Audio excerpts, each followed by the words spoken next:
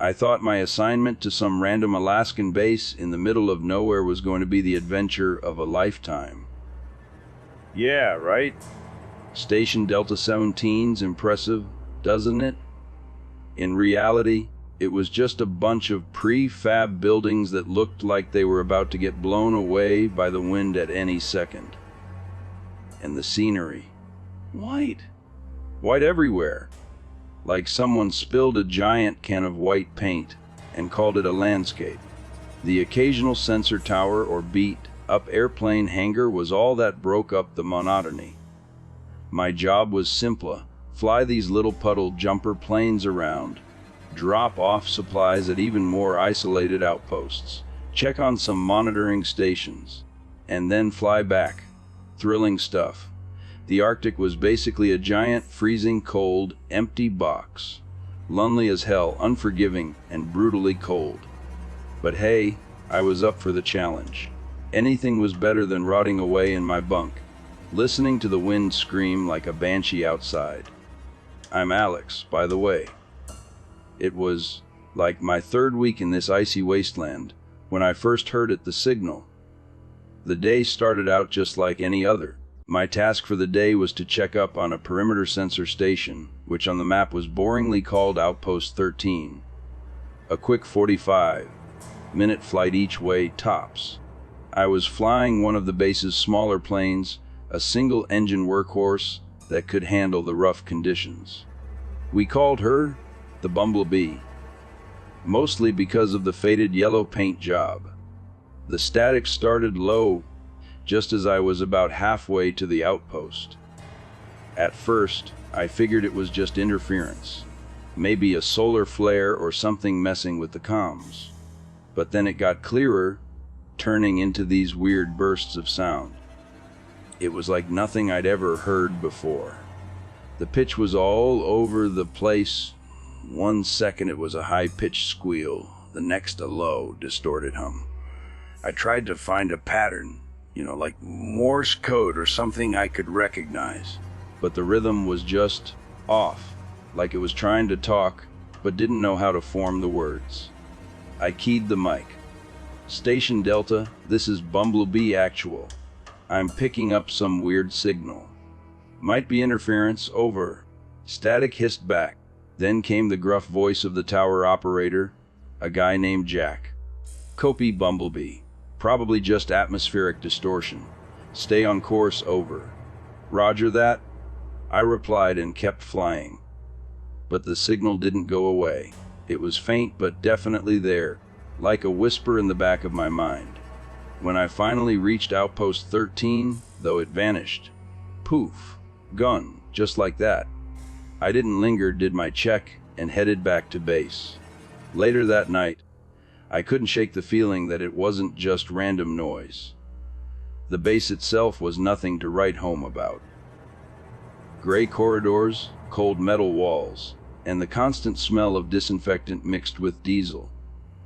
People mostly kept to themselves.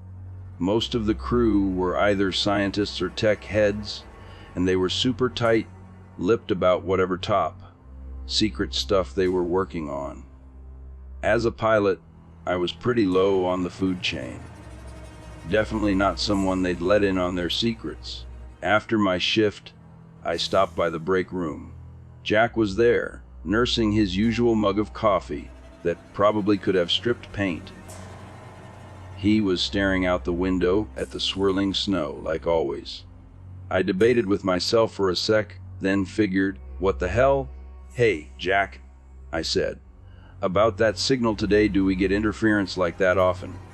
Jack turned, his expression unreadable. Why? Just seemed strange, I said. Didn't sound like normal static. He looked at me for a long moment, then shrugged. We're in the Arctic, kid. Weird stuff happens. Magnetic fields, atmospheric anomalies, could be anything. His tone was dismissive, but there was an edge to it, like he was trying to shut me down. Message received. I dropped it. But later that night, I replayed the flight recorder in my quarters. The signal was there, all right. Just as weird and unsettling as I remembered. I couldn't shake the feeling that it was more than just some atmospheric glitch. There was something deliberate about it. The next morning, I had a routine supply drop scheduled for a weather station about 30 miles north. Easy peasy. The flight was smooth, boring even, but as I got close to the station, guess what? The signal was back. This time, it was stronger, like it had turned up the volume. I fiddled with the radio, trying to tune it out, but it was no use. It crackled and buzzed, like a faint voice just out of reach. I made a note of the coordinates on my map, doing some rough mental triangulation. The source seemed to be somewhere out in the middle of nowhere, nowhere near any of the outposts or stations I knew about. When I got back to base, I figured I'd mention it to the chief mechanic, Dave. He was a quiet guy, always tinkering with something in the hangar. If anyone would know about weird radio frequencies, it would be him. I found him elbow deep in the engine of one of the snowmobiles. "Hey Dave, got a sec?" He grunted in response, which I took as a yes. "I've been picking up this strange signal on my flights. Not like normal interference. Any idea what it could be?" He didn't even look up from his work. "Don't poke where you don't belong," he said flatly. "What do you mean?" Dave finally sat back, wiping his greasy hands on a rag. He looked me dead in the eye. "Signals like that, they're not meant for us. Leave it alone." "But..." "No buts, Alex. Just trust me on this one." He turned back to the snowmobile, effectively ending the conversation. Well, that was helpful. By the end of the week, my curiosity was eating me alive. I started digging through the flight logs in the operations room, searching for anything unusual in the sector near where I'd picked up the signal. Most of the records were just routine stuff, but a few mentioned unexplained interference over the years, always dismissed as anomalies. The more I dug, the more questions I had. Then I found something interesting. A flight path deviation by a senior pilot a couple of years back. The notes were sparse, but it indicated he'd flown near the same coordinates where I'd been picking up the signal. There was no follow-up, and the pilot, identified only as Captain Miller, had transferred out shortly after. I thought about bringing it up with Jack, but after his reaction before, I figured it was a waste of time. He'd probably just tell me to mind my own business again. Now, I decided I was going to have to check this out myself. The next time I was assigned a perimeter check, I adjusted my rudder a little, steering closer to the source of the signal. At first, there was nothing but the endless white, same as always. Then, just as I crossed into the coordinates I'd marked, I saw it. A lone structure, barely visible against the snow. It was small, half buried, and nondescript. A bunker, maybe? It definitely wasn't on any of the base's maps. As I circled, the signal got louder, sharper, until it suddenly cut out. I slowed the bumblebee down, trying to get a better look. That's when I noticed something else. Faint tracks in the snow, leading away from the structure. Tracks. Out here, there were no vehicles in sight, no sign of anyone. Just those tracks disappearing into the blinding white. I felt a chill that had nothing to do with the Arctic wind. This was getting weird. Really weird.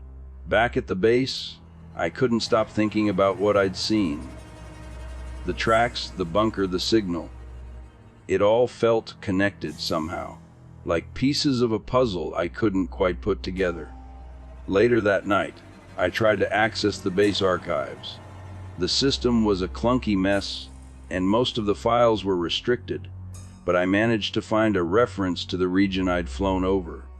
The file was heavily redacted, but one phrase stood out: Project Beacon. I had no clue what it meant, but it was enough to confirm my suspicion. Whatever was out there wasn't natural, and it wasn't supposed to be found. I was hooked. I had to know more. The next morning, I filed a bogus flight plan, a routine maintenance check, and got ready to head out early before anyone could question me. As I was loading up the Bumblebee, Dave appeared in the hangar. He didn't say anything at first, just watched me with this knowing look. "You're going back, aren't you?" he finally said. I nodded, not even bothering to lie. He sighed, then handed me a small, weathered toolkit. "If you're smart, you'll turn around the second you feel something's wrong," he said. "But if you don't, you might need this." "What's in it?" I asked, taking the kit. "Stuff that might keep you alive," he said. "Just trust me." I thanked him, but his words only added to the growing unease in my gut. As the engine roared to life and I taxied out onto the runway, I couldn't shake the feeling that I was crossing a line. One that I couldn't uncross. Whatever was out there, beyond that signal, I was about to find out. And I had a bad feeling it wasn't going to be pretty. The Bumblebee's engine hummed steadily, a sound that had become both my lifeline and a constant companion in this vast emptiness. The Arctic was spread out beneath me, its pristine white surface unbroken, endless. My breath fogged the inside of my mask. It was a stark reminder of how far I was from anything even remotely resembling comfort or safety. My eyes were glued to the horizon, occasionally flicking to the coordinates I jotted down. My mind was a whirlwind of questions, but answers, those were in short supply. What was that signal? Why were those tracks so fresh? And why was everyone at the base acting so damn cagey about the whole thing? The wind picked up, jostling the little plane. I steadied the yoke and checked my bearings. The coordinates were just ahead. My stomach twisted itself into a knot, a mix of anticipation and dread. And then, right on cue, the signal returned. It started faint, just a low crackle, then grew louder, morphing into that almost voice that wasn't quite words. I felt the hairs on the back of my neck stand up. I adjusted the radio, but the signal just pulsed, as if the damn thing was alive. I spotted the structure again, small and half buried, looking utterly lifeless against the endless snow. The tracks were still there, faint lines cutting away from the building into the distance. I circled low, scanning for anything new. No movement, no vehicles, no signs of life. Just that signal, persistent and unnerving, growing clearer the closer I got. My gut was screaming at me now. This was no ordinary interference. This was something else. I pulled back on the yoke, bringing the Bumblebee into a low glide. There was a flat stretch of snow nearby that looked stable enough to land. As I brought her down, I felt the wheels catch briefly on the icy surface before settling. The engine whined as I powered it down, and then silence. But not the good kind of silence. This silence was heavy, oppressive. The kind that makes you feel like you're being watched. I grabbed the toolkit Dave had given me, checked my mask and gloves, and took a deep breath. Time to see what this mystery was all about. The cold hit me like a punch in the face as I stepped out of the Bumblebee. The wind sliced right through my jacket, and the air was so frigid it felt like it could freeze your lungs solid. The sky was a dull, depressing gray with clouds swirling like a bad omen. I trudged toward the structure, the snow crunching loudly under my boots. Every step felt heavier than the last, like the weight of whatever I was about to find was pressing down on me. The building was even smaller up close. A squat, steel rectangle, half swallowed by snowdrifts. The door was massive, reinforced with rivets, and had a keypad lock. It looked totally out of place, like something from a sci-fi movie, not the middle of nowhere, Arctic edition. I ran my gloved fingers over the surface, brushing away the frost. The keypad looked functional, but the door itself was slightly ajar. Someone had been here, and recently, judging by the tracks. My heart hammered in my chest as I pushed the door open. The metal groaned in protest, the sound echoing way too loud in the stillness. The air inside was stale, heavy with the scent of damp metal and something faintly chemical. I clicked on my flashlight, the beam cutting through the gloom. The interior was cramped, all bare steel panels and exposed pipes. A narrow corridor stretched ahead, its floor dusted with snow that had blown in through the open door. I moved cautiously, the sound of my boots muffled on the hard surface. The walls were lined with rusted pipes, some of them dripping a dark, viscous fluid. And here's the really creepy part: the signal was gone. Disappeared the moment I stepped inside. A part of me wanted to turn back, to chalk this whole thing up to a wild goose chase. But that insistent, gnawing need to know, that was still there, stronger than ever. The corridor opened into a small control room. It was crammed with outdated equipment, monitors, keyboards, and a tangled mess of wires. Most of it looked like it hadn't been touched in decades, covered in a thick layer of dust and frost. A single monitor flickered weakly, casting a pale, eerie glow over the room. On the wall above the console, I saw it again. Project Beacon. The letters faded but unmistakable. My heart skipped a beat. This was it. The name I'd found in the archives. The one nobody would talk about. I scanned the console, careful not to touch anything. There were logs displayed on the monitor, most of them corrupted, but one file stood out, partially intact. Log entry 7442 anomalous signal detected. Source undetermined. Patterns suggest non-random origin. Testing initiated. The words sent a shiver down my spine.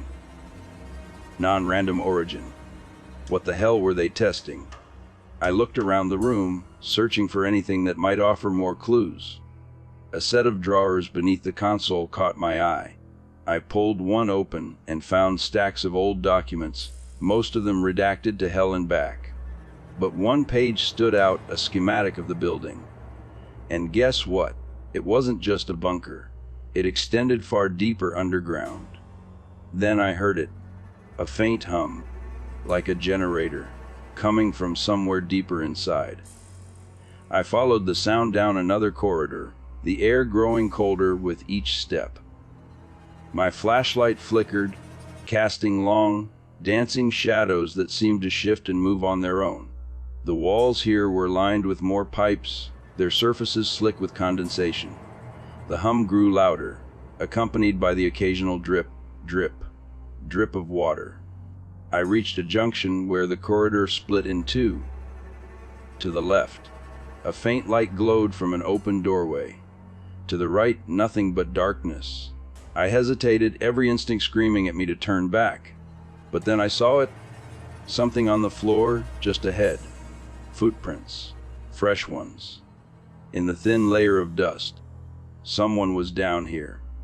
I killed my flashlight and crouched low, my heart pounding like a drum in my chest. The light from the open doorway flickered, casting shifting patterns across the corridor. A metallic clang echoed from deeper inside, followed by a faint shuffling sound. I froze, straining to listen. The shuffling grew louder, then stopped. The silence that followed was suffocating. I stayed put, every nerve in my body on high alert.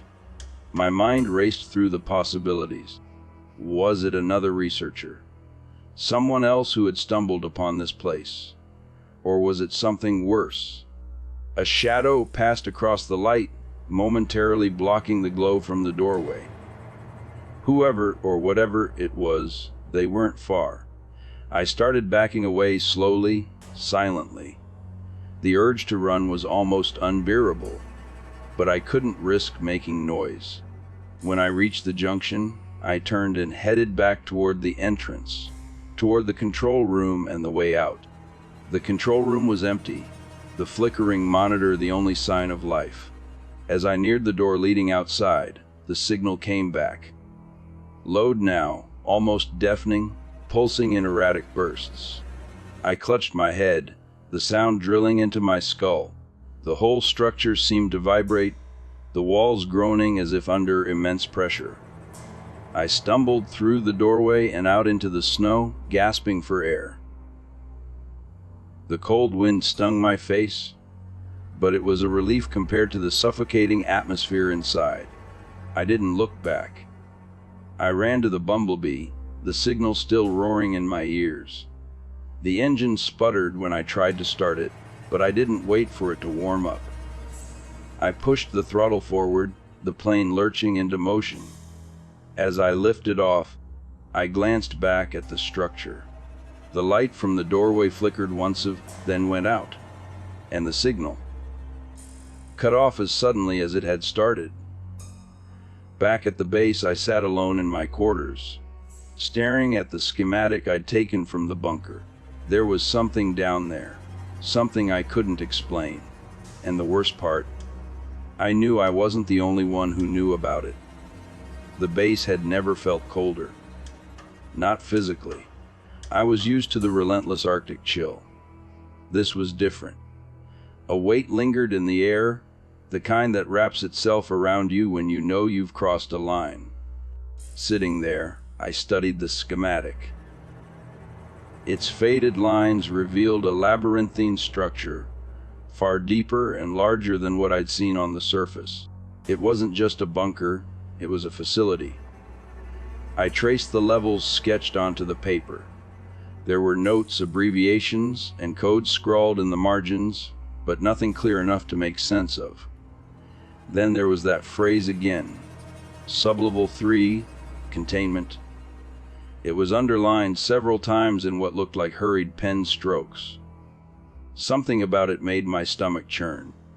I knew deep down that whatever was in Sublevel 3, it wasn't good. And I had a terrible feeling I was going to find out just what it was. The days after that first trip down into the bunker were a blur of anxiety and restless energy. I felt like I was being watched constantly. Not in an obvious way, you know. No shadowy figures lurking around corners or anything. It was more subtle than that. Conversations would stop abruptly when I entered a room. Jack's eyes would linger on me a little too long when we passed in the corridor. It was unnerving as hell, and I couldn't stop thinking about the bunker. The flickering tanks, the figures warning, and that damn schematic that hinted at something far bigger than I'd uncovered. Every fiber of my being screamed at me to leave it alone, but my curiosity was a splinter in my mind, impossible to ignore. I spent my nights poring over the documents I'd swiped, replaying every moment of my visit in my head, searching for anything I might have missed. Sublevel 3, containment. Those words echoed in my brain, heavy and foreboding. By the third day, I was back in the air. I filed another bogus maintenance check as my cover and set off in the same direction. The signal hadn't returned since that last panicked escape, but I didn't need it anymore. The coordinates were burned into my memory. The weather was worse this time, a thick curtain of snow swirling around the Bumblebee. Visibility was crap, but I knew the route well enough to navigate on instinct. As the bunker came into view, a strange sensation settled over me. It looked the same, silent, half buried in the snow, but there was a tension in the air now, like the tundra itself was holding its breath. I landed a short distance away, the plane's engine sputtering as I powered it down. The snow was deeper than before, forcing me to trudge through knee-high drifts. As I approached the structure, I saw the door was still slightly ajar, just as I'd left it. But something was different. Footprints. Fresh ones, leading into the bunker. Inside, the air was colder than ever, the generators hum weaker. The silence felt oppressive, broken only by the faint sound of my own breathing. The control room was just as I'd left it, but the flickering monitor was off now, its pale glow replaced by darkness. I hesitated, scanning the room for any signs of movement. Then I heard it.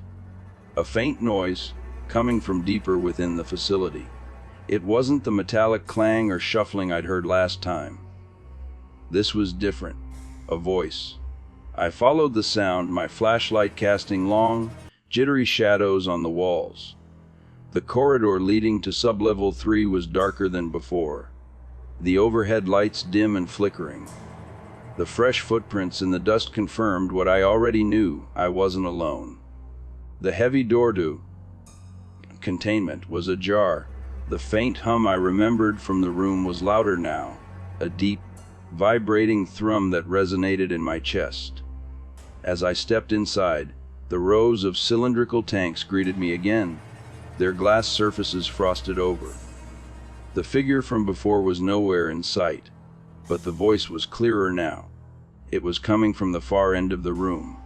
I moved cautiously, waving between the tanks, my flashlight illuminating glimpses of the unsettling forms suspended within. The voice grew louder with each step, distorted and fragmented, like a radio transmission struggling to come through. Then I saw her. She was standing in front of a console at the far end of the room, her back to me. She was hunched over, muttering to herself as she typed frantically on a keyboard. "Hello?" I called out, my voice echoing in the cavernous space. She froze. Slowly, she turned to face me, and I got my first good look at her. She was disheveled, her clothes tattered, her face gaunt. Her eyes were wide and bloodshot, filled with a mix of fear and desperation. "Who are you?" I asked, keeping my voice steady.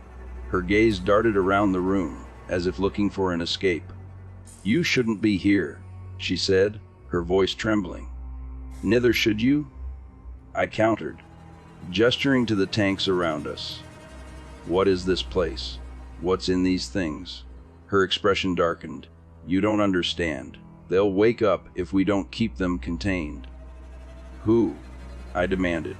"What are you talking about?" She hesitated, then gestured to the console behind her. "The signal.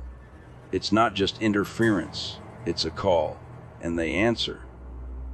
She introduced herself as Dr. Emily Carter, a researcher who had been part of the original team assigned to the bunker decades ago. The project, she explained, had been initiated to study the strange signals emanating from the region. "The signals weren't random," she said. "They were patterns, a form of communication unlike anything humans had ever encountered." At first, the experiments were limited to decoding the signals. But as the patterns grew more complex, the team had attempted to send responses. "And then they answered back," she said, her voice barely above a whisper. "According to Dr. Carter, the beings in the tanks weren't entirely human. They had been found in the tundra, drawn to the signals like moths to a flame. The team had managed to capture a few, but the more they tried to study them, the more erratic they became. Some of the researchers had disappeared. Others had grown paranoid, even violent. HQ eventually pulled the plug on the project, sealing the bunker and erasing all records of its existence. But Dr. Carter had refused to leave. "I couldn't abandon the work," she said, her voice filled with a manic intensity. "There's so much we don't understand, so much we need to know." "And the signal?" I asked. "What does it keep broadcasting?" "It's not us," she said. "It's them. They're trying to call something bigger." Before I could respond, a loud alarm blared, the sound piercing and jarring. Dr. Carter's eyes widened in panic. "They know we're here," she said. "Who?" She didn't answer. Instead, she grabbed my arm and pulled me toward the exit. "We have to go." Now, as we moved, the tanks began to hum louder, the glass surfaces vibrating as if something inside was trying to break free. The lights flickered violently, plunging the room into brief moments of darkness. In the chaos, I caught a glimpse of movement. Shadows shifting behind the tanks. "Run!" Dr. Carter shouted, her voice barely audible over the cacophony. We sprinted toward the stairwell, the sound of shattering glass echoing behind us.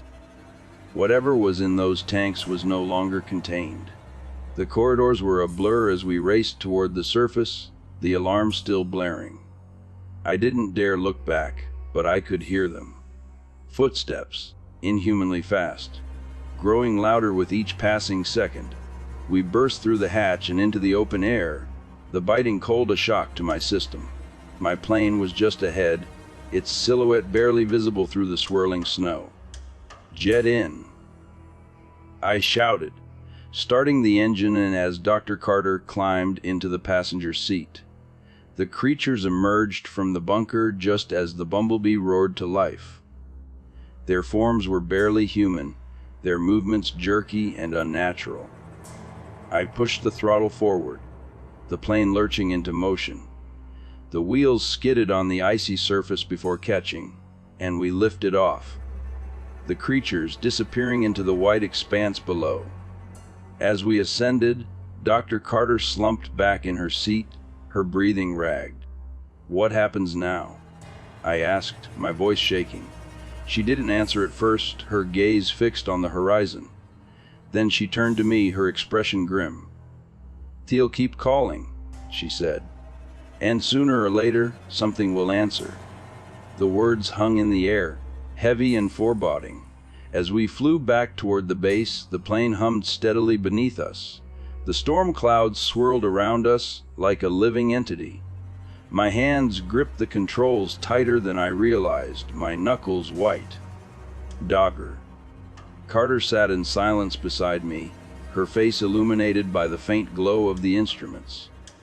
Her breathing was still labored, but it was her expression that unnerved me. She looked hollow, detached, like someone carrying a secret too heavy to bear. "What happens now?" I finally asked, breaking the silence. She didn't respond at first. Her gaze was fixed on the horizon, where the tundra disappeared into the gray void. Then, without turning, she said, "We don't have much time." "For what?" I pressed. "To stop it," she replied, her voice low. "The signal. It's more than a call. It's an anchor. Something's trying to come through." As we approached the base, I felt that same oppressive weight I'd carried since the bunker. But now it felt heavier, more immediate. The base loomed ahead, its floodlights piercing the encroaching dusk. I guided the plane down with care, the landing rougher than usual due to the icy conditions. The second the plane stopped, Dr. Carter unbuckled and stood. "We need to get to the comms tower," she said. "Why? What are you planning?" She turned to me, her eyes sharp despite the exhaustion. "If we can disrupt the signal, even temporarily, it might be enough to stop them." My voice was louder than I intended. "Dr. Carter, what exactly are we dealing with here?" She hesitated, as if debating whether to tell me. Finally, she said, "I don't know what they are. Not fully. But I know they're not meant for this world." The project's goal was to understand the signal, maybe even harness it. But instead, we opened a door. And something came through. We sprinted across the frozen tarmac toward the comms building. The wind had picked up, biting through my jacket and stinging my face. Dr. Carter led the way, her movements urgent but purposeful. I followed, my mind racing. The comms tower was one of the tallest structures on the base, a skeleton of steel and cables that stretched into the sky.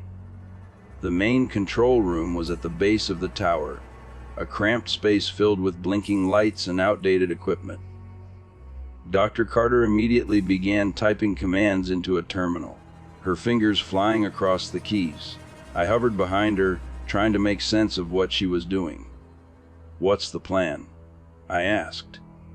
"We need to send a counter signal," she said, not looking up. Something to disrupt the transmission long enough to sever the connection. And if it doesn't work? She paused, her hands stilling for the first time. Then we won't have to worry about it for long. Before I could respond, the room shuddered violently. A low, guttural hum filled the air, making my teeth ache. I stumbled, grabbing onto the edge of a console to steady myself. "They're here," Dr. Carter whispered. The sound grew louder, resonating through the steel walls of the building. It wasn't just a noise, it was a presence. The air felt charged, like the moments before a lightning strike. I turned toward the doorway and froze. Shadows moved in the corridor, fluid and unnatural. They didn't walk, they slithered, their forms flickering like static on a broken screen. My heart pounded as one of them stopped at the threshold, its shape shifting and distorting in ways that defied logic. "Dr. Carter," I hissed. "Whatever you're doing, do it faster." She didn't respond, her focus entirely on the terminal. The shadow stepped, or rather, flowed into the room. It was closer now, close enough that I could see the faint outlines of limbs and a face, though they seemed incomplete, like a half-finished sketch. It tilted its head, as if studying me. I grabbed the nearest object, a wrench from a maintenance kit, and held it up like a weapon. My hands trembled, but I stood my ground. "Stay back," I said, though my voice was barely above a whisper. The shadow didn't stop. It moved closer, the hum growing louder with each step. Then Dr. Carter hit a key, and the hum cut out. For a moment, everything was still. The shadow froze, its form flickering more violently, as if caught in a loop. The lights in the room dimmed, then flared back to life. Dr. Carter turned to me, her face pale but determined. "We need to overload the tower," she said. "It's the only way to destroy the anchor." "And how do we do that?" I asked. She pointed to a panel on the wall. "There's a fail-safe. It'll fry the entire system, but it'll cut off the signal, and us with it." She didn't answer, but her silence said enough. The shadow began moving again, its form more erratic now. "Daughter," Carter grabbed my arm and pulled me toward the panel. "Do you trust me?" she asked. "No," I said honestly, "but I don't think we have a choice." She nodded, then pressed a series of buttons on the panel. A warning alarm blared, and a countdown began. 60 seconds. The automated voice announced. The shadow lunged. The next few moments were chaos. I swung the wrench with all my strength, connecting with the shadow's form. It didn't react like flesh and bone. It rippled, like water disturbed by a stone. But it recoiled, giving us just enough time to make a break for the door. We sprinted out of the building and into the open air.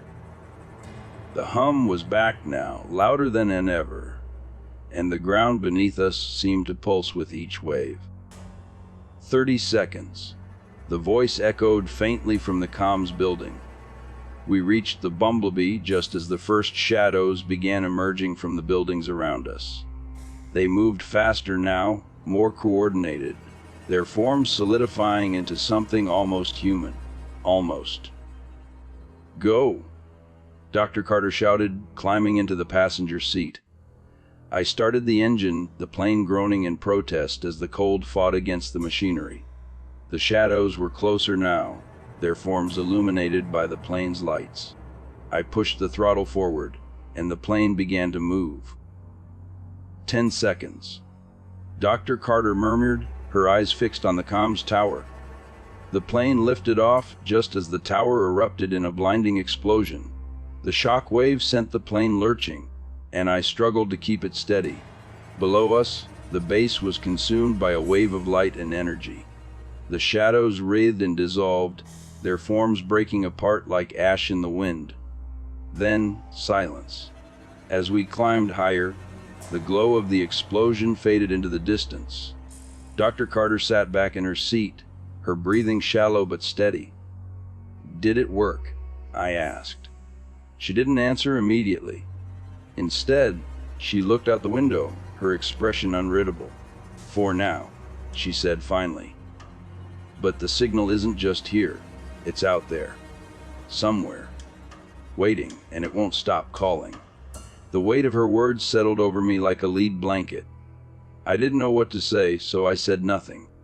We flew in silence, the endless expanse of white stretching out beneath us.